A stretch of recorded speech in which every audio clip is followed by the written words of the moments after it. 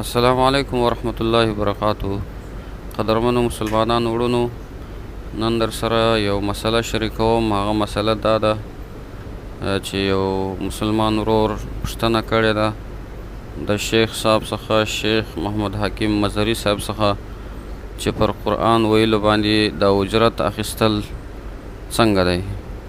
یعنې هغه ورته وایي چې زه حافظ یم یا قاري یم، زه خلکو سره ځمه، د قرآن ختم را باندې کوي او بیا ما ته پیسې راکوي. دا پیسې اخیستل څنګه دي؟ را د شریعت مطابق دا پیسې اخیستل جایز دي او که ناجایز دي؟ دی وایي چې ما ته زموږ د مسجد امام صاحب وایي دا پیسې ته اخې، دا حرامې دي، دا مه اخه، دا ناجایز دي.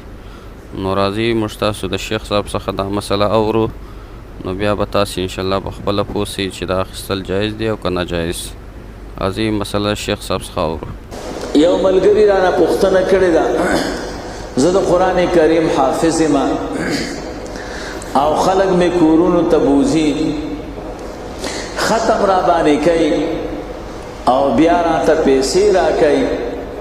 زمونږ د جومات امام دی او هغه راته وایي چې دا حرام کار دی، ناروا دي.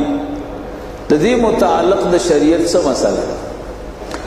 محترمو، د دې متعلق دا مشکات شریف اول جلد او صفحه دا 258 باب الاجاره دا.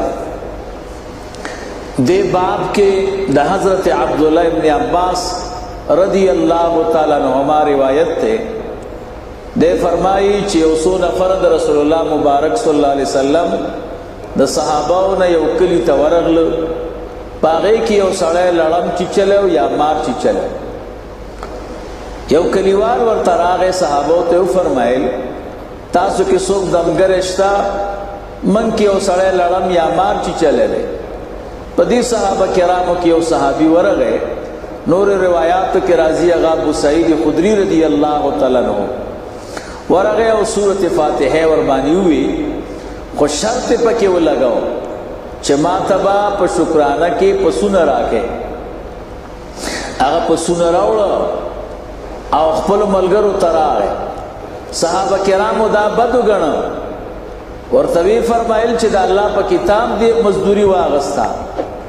هغه نه کوو تر دې پورې چې مدینه منورې ته راورسېد.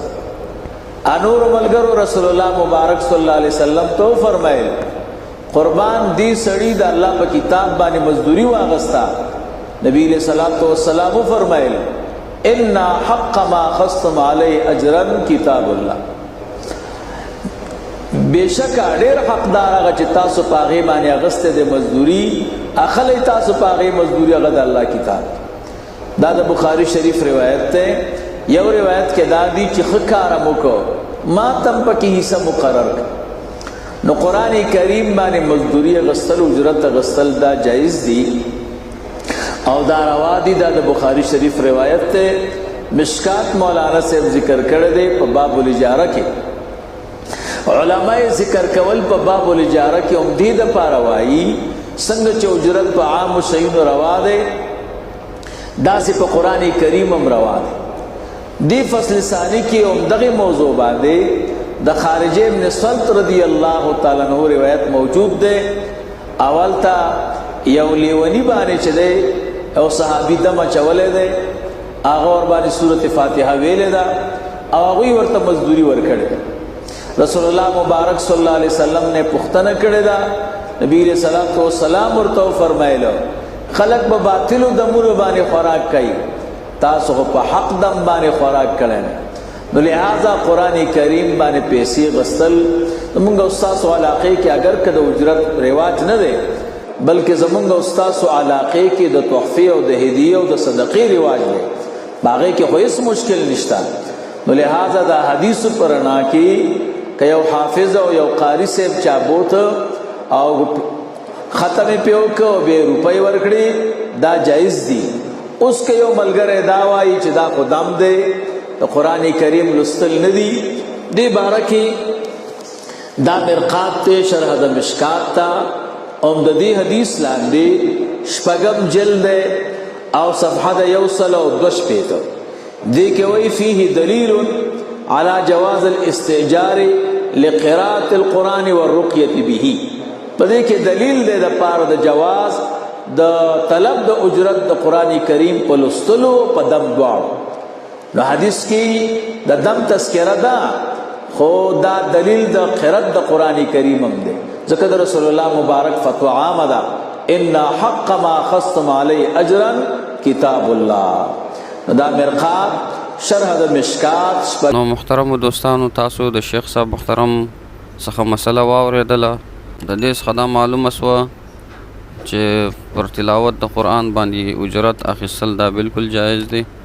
شیخ صاحب مکمل تفصیلا تاسو ته بیان وکړي، او د دې څخه دا بله مسله هم ثابتېږي چې څوک دم کوي پر هغه باندې هم اجرت اخیستلی سي، او دا هم جایز عمل دی.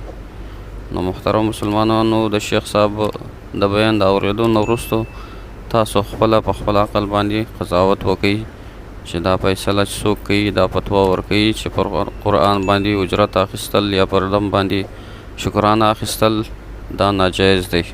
نو ستاسې خپل عقل نه کار واخلئ، او دا حدیث چې کوم شیخ صاحب محترم بیان کوي دغه په رڼا کې خپله فیصله وکړئ.